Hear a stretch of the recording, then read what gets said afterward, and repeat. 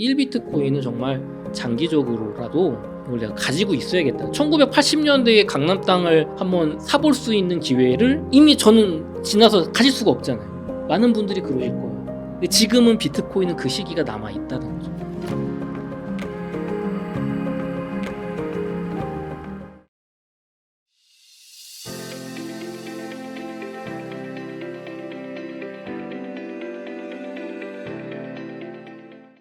네, 저는 거인의 정원 출판사에서 마케팅 이사를 하고 있는 남덕현이고요. 또 부업으로는 부동산 투자를 좀 병행을 하고 있습니다. 원래 본업이 부동산 아니셨나요?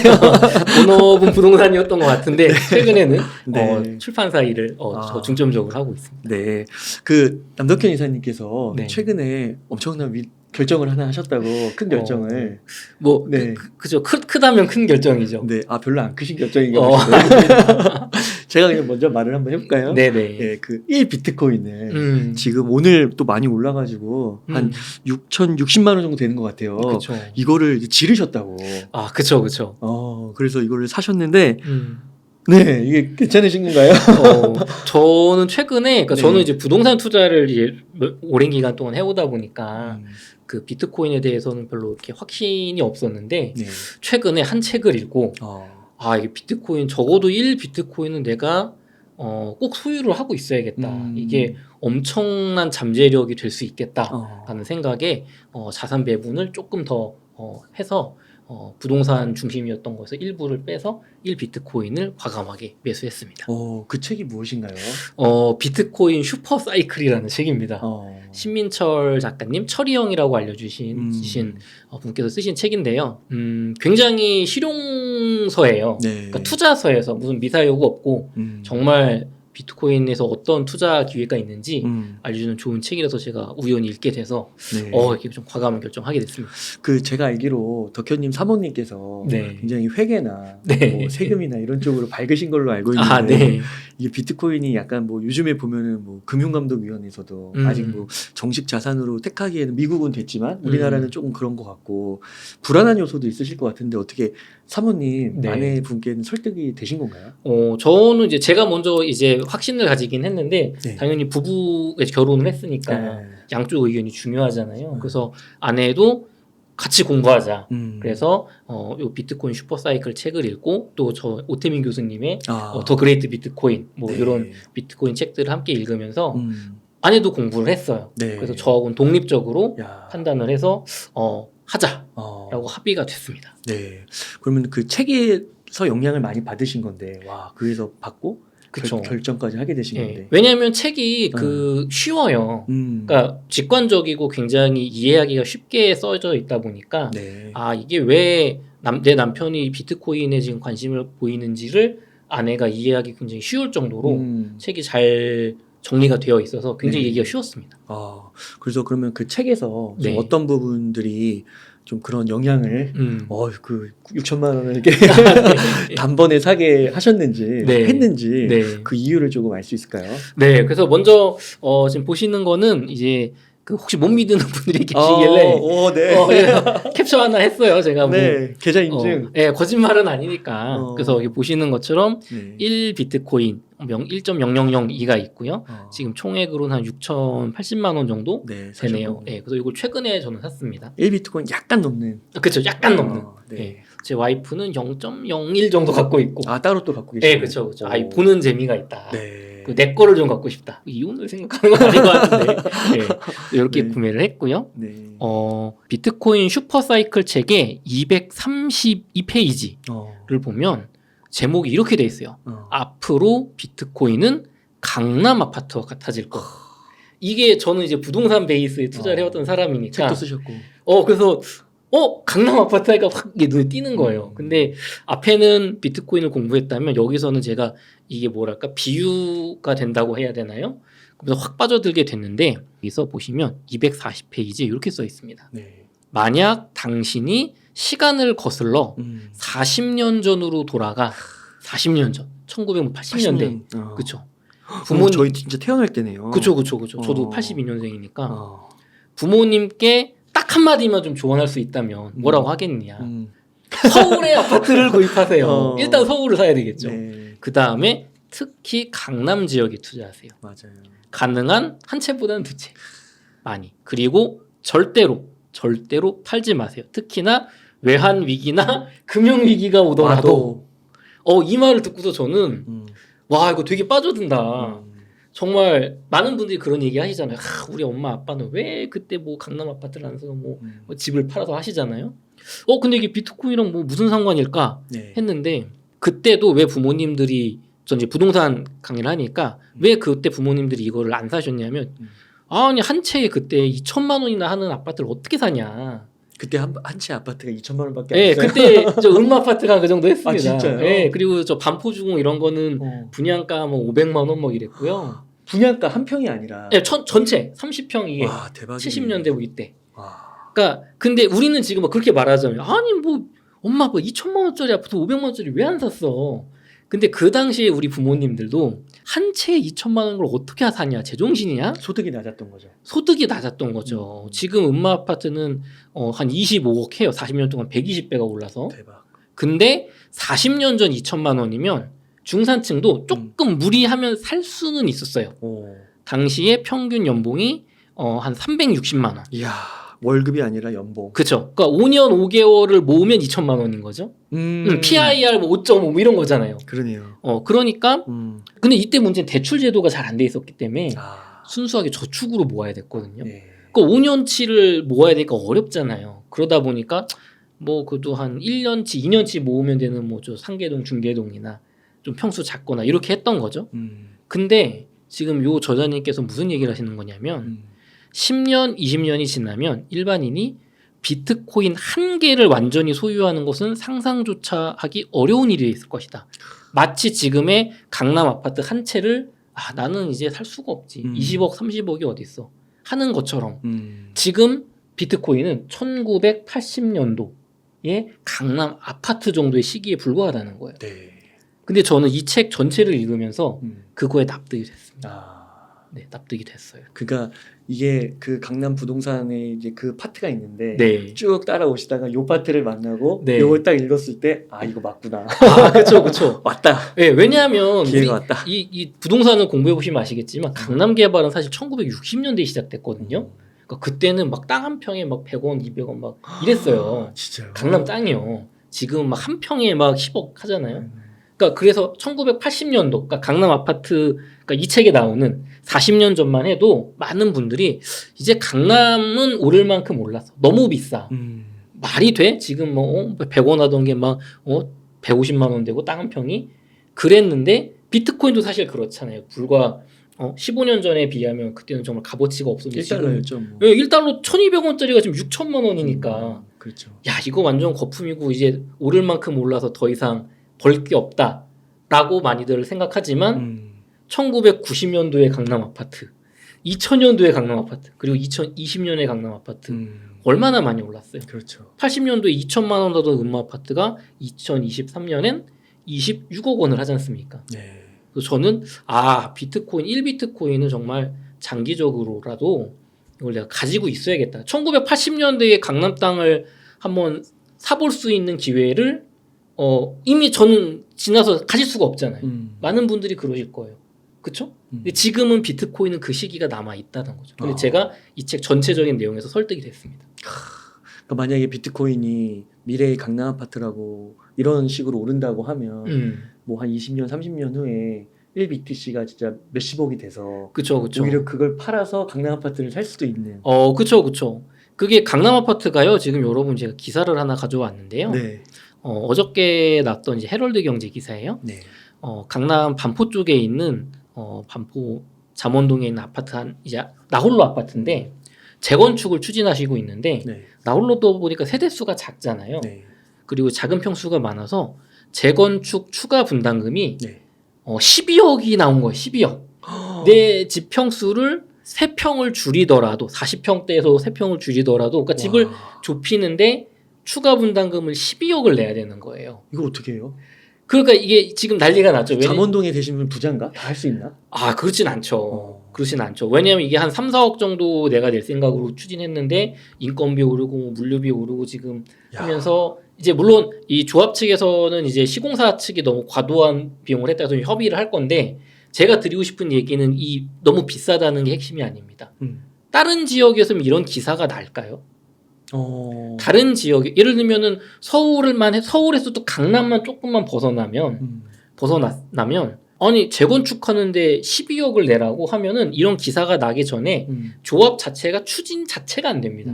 그냥 그러고 사는 거예요. 40년, 50년 된 그런 낡은 아파트로 사는 거예요. 근데 이런 갈등이 있는 거는 저 돈을 주고서라도 혹은 저거보다 조금 한 깎아서 재건축을 하면 훨씬 부가가치가 많을 강남의 땅이니까 강남의 아파트니까 저런 갈등 속에서 지금 추진을 하는 거잖아요. 네. 그러니까 강남 아파트가 가치가 있으니까 이런 갈등조차도 나는 겁니다. 지방에 막 3, 40년 된 지역의 낡은 빌라들 아파트는 이런 기사 자체가 없잖아요. 네. 그렇죠? 그러니까 그만큼 강남 땅과 아파트라는 건 희소한 자원인데 사실은 비트코인이 그렇거든요. 그래서 저는 참 이걸 가져야겠다. 장기적으로 이렇게 되겠다는 확신을 여기서 1차로 얻었고 동시에 그런데 단기적으로 장기적인 거 말고 10년, 20년 뒤에 말고 내가 1년, 2년 뒤에도 비트코인을 1비트코인을 가졌을 때 그래도 뭐 한 1억 5천, 2억 정도 수익을 볼 수도 있지 않을까? 네. 그런 또 확신을 가지게 된 파트가 있었습니다. 그러니까 이게 부동산은 부증성이라고 해서 네. 더 늘릴 수가 없잖아요. 그쵸. 그러니까 강남이나 뭐 저기 압구정 이런 데는 늘릴 수가 없으니까 가치가 오르는 거고. 그쵸. 근데 비트코인도 이제 뭐 2,100만 개인가요? 이렇게 고정이 돼 있으니까 이게 부증성이랑 비슷한 속성을 갖고 있는 희소성. 그쵸. 네. 그래서 비트코인이나 강남 이제 부동산 좋은 지역의 부동산의 특징은 다수의 사람들이 원하는데 거기를 더 이상 찍어내거나 만들 수가 없다는 거잖아요. 근데 비트코인은 사람들이 강남 아파트만큼 원하진 않았죠. 네. 지금도 그렇죠. 하지만 점점 그게 바뀌어 나가고 있습니다. 점점 더 이제 원하는 게 된다는 거죠. 그렇죠, 그렇죠. 그리고 되게 중요한 건 비트코인 시장이 되게 작아요. 지금 보시면 전 세계 비트코인 슈퍼사이클 책에 나와 있는 이제 한 도표인데요. 전 세계 가치 저장 시장의 규모입니다. 전 세계 기준. 되게 단위가 어려운데 지금 비트코인 여기 점 하나예요. 점 하나. 전체 시총이 금보다도 작고요. 예술품보다 작고요.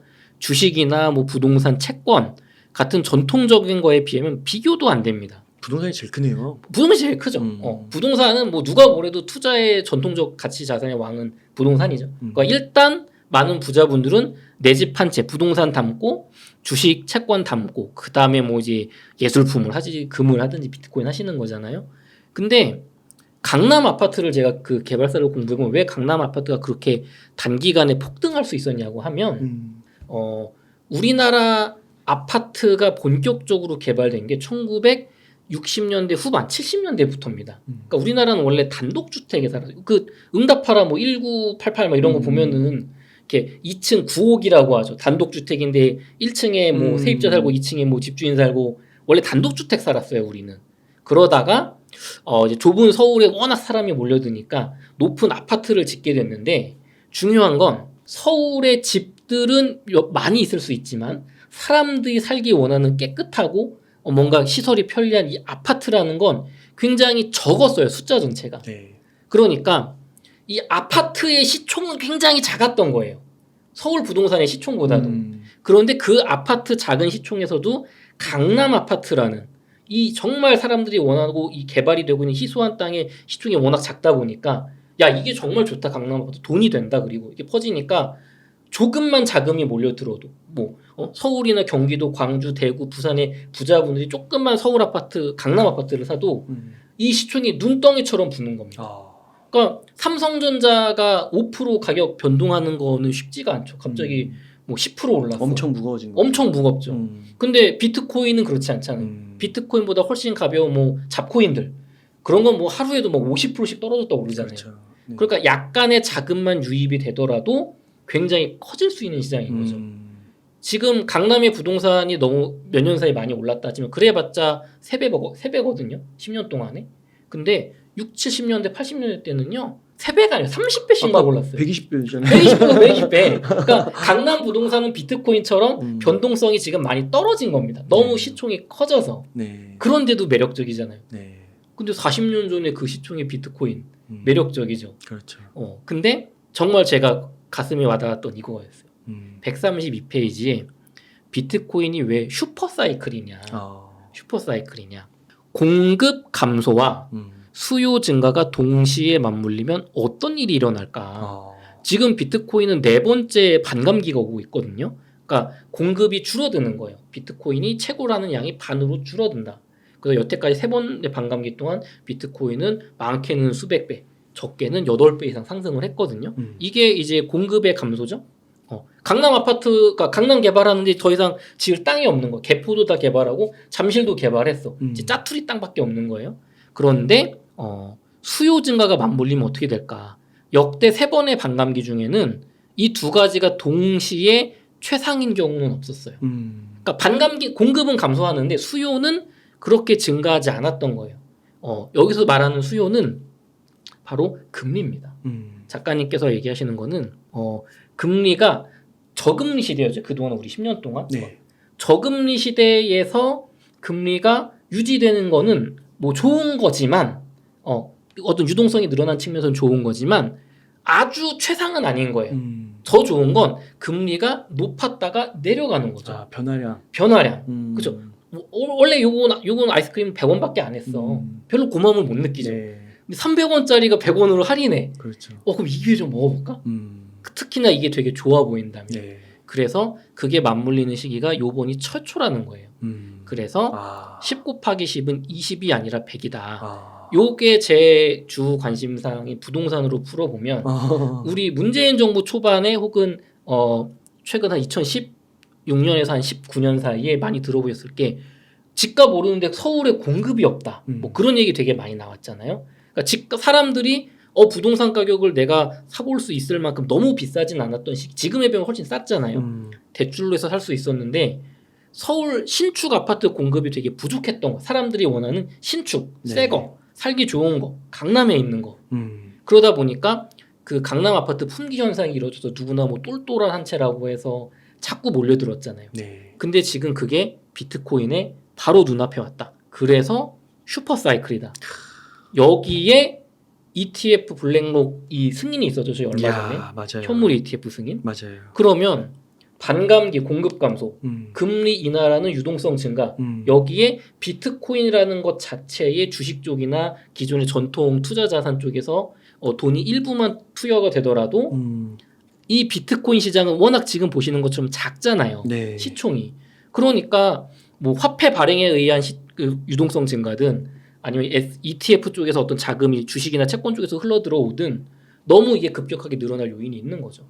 그래서 반감기 때 역사적인 어떤 상승을 보거나 이런 주변 거시 경제를 봤을 때 저도 비트코인 슈퍼사이클에 동의를 하고 2025년 뭐 한 4월에서 5월 정도 사이까지는 적게는 그래도 현재 한 6천만 원 하는 비트코인 하나가 그래도 한 1억 5천만 원, 많게 본다면 한 3억 정도까지 올라갈 수 있지 않을까라고 생각을 해서 저는 1비트코인은 꼭 가져야겠다. 단기적으로 투자를 하더라도 좋고 장기적인 관점에서도 저는 강남 아파트가 정말 될 수 있다고 생각을 해요.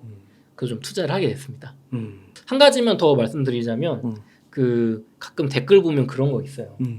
아니 2030년 뭐 2040년에 강남 비트코인이 하나에 정말 뭐 저자님 얘기 들으면 100억 150억이 될 수 있다고 하면 강남 아파트 가격은 이 사람아 한 500억이 돼 있을 거야. 이런 얘기를 하신단 말이에요. 네. 그런데 저는 부동산을 좀 제대로 공부를 하는 사람이기 때문에 사실은 서울의 아파트는요 조금 불안 요소가 있습니다. 과거처럼 계속 올라간다는 게 저는 한 2030년까지는 한 번 더 폭등장 아파트 가격이 2배, 3배가 되는 2배 정도가 되는 그런 상승장이 올 수 있다고 보는데 그 이유는 제가 좀 자신이 없어요. 우리나라의 인구 여건이라든가 어떤 생산 가능 부분 그리고 특히 기술의 발전으로 여러분께 한번 제가 여쭤보겠습니다. 대부분의 사람들이 지금 강남이나 서울에 살려고 하는 이유는 일자리 양질의 일자리가 그렇죠. 서울에 있기 때문이에요. 그리고 출퇴근을 막 1시간 반씩 하기 힘드니까. 그런데 먼저 AI 지금 인공지능이 무섭게 발달하고 있잖아요. 인공지능이 굉장히 우리 지금 일자리를 많이 대체를 하게 된다면 한 10년은 괜찮겠죠. 근데 20년, 30년 뒤는 여러분 장담할 수 있나요? 저 요거 스마트폰 제가 한 20년 전에 이런 거 없었어요. 피처폰 들고 다녔고요. 거기서 10년 전에 저 삐삐 들고 다녔거든요. 말이 안 되는 기계란 말이에요. 이거는 인공지능이 발달해서 우리 일자리를 대체하면 더 이상 내가 수백억, 수십억을 주고 강남에 살 필요가 없어집니다. 그리고 사람들이 어느 순간 강남 아파트의 상승률이 좀 둔화될 것 같다라고 많이 생각을 하면 그게 이제 더 끌어내리죠. 상승률을. 투자 자산으로 안 보게 되니까. 그리고 뭐 많이 전기차, 인공지능, 자율주행 시대가 오게 되면 물론 오래 걸릴 거예요. 근데 지금 우리가 말하는 건 강남 부동산의 2035년, 뭐 40년, 50년의 전망이잖아요. 그런 측면에서 보면은 저는 서울 부동산 가격이 어느 순간 좀 더 지켜봐야겠지만 일본처럼 정체하는 시기가 20년 올 수도 있다. 그러면 강남 아파트가 뭐 150억으로 어느 순간 멈추고 비트코인은 150억, 200억이 갈 수도 있다. 하지만 우리가 사는 건 현실이니까 부동산의 자산을 저는 지금 한 8대2, 9대1 정도를 하고 있는 거죠. 그러니까 그 비트코인을 다 산 게 아니라 그렇죠. 그러니까 부동산이 또 막 진짜 뭐 안 오른다고 해서 그걸 다 팔고 막 이런 게 아니라 그냥 1BTC는 그냥 어찌 될지 모르니까 자산 포트폴리오 차원에서 또 20년, 30년 보험 차원에서 이 정도는 해볼 만하다. 그렇게 해서 이제 1BTC를 지르신 거고. 그러니까 부동산이 물론 안정적이고 좋은 자산이지만 그거 하나에 몰빵하면은 흔들릴 수 있잖아요. 기회를 잃을 수 있고. 그래서 저는 1비트코인 구매 운동에 이 영상을 보시는 분들도 한번 저는 이 책을 좀 읽어보셨으면 좋겠어요. 진지하게. 또 뭐 덕현님께서는 자가주택도 있으시니까 있으시니까 뭐 이렇게 자산 배분 차원에서 하나 좀 사두시면 좋은 것 같고 참 그러네요. 공급과 수요 측면을 설명해 주시니까 이해가 좀 단박에 된 게 사실 공급과 수요가 그 경제학의 기본 원리잖아요. 가격 결정 요인.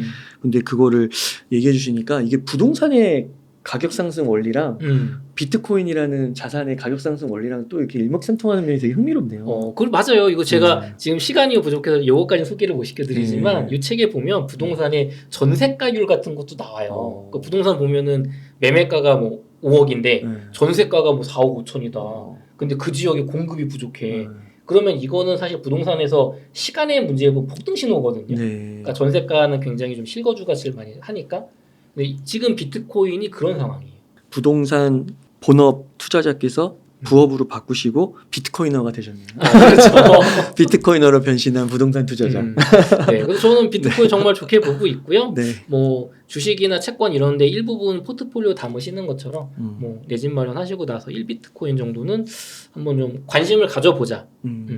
그리고 설령 내가 구매를 하지 않더라도 요번에 좀 내가 공부를 해두면 책 읽고 공부해두면 이게 되겠어? 했는데 만약에 오르면 이제 다음번에는 내가 준비해서 좀 담아봐야겠다. 이렇게 갈 수 있잖아요. 그래서 비트코인은 보니까 부동산보다 조금 더 예측이 쉬울 수 있겠다. 어찌 보면 조금 더 좀 그렇게 보고 있습니다. 네, 감사합니다. 그럼 오늘 덕현 이사님 오늘 너무 흥미롭게 1BTC를 지른 이유 들어봤고요. 다음에도 또 한번 모셔서 흥미로운 이야기 부탁드리겠습니다. 이렇게 해서 남덕현 이사님을 모시고 이야기를 나눠봤습니다. 긴 시간 동안 유익한 사이트 많이 나눠주셔서 감사의 말씀드립니다. 오늘 고생 많으셨습니다. 수고하셨습니다.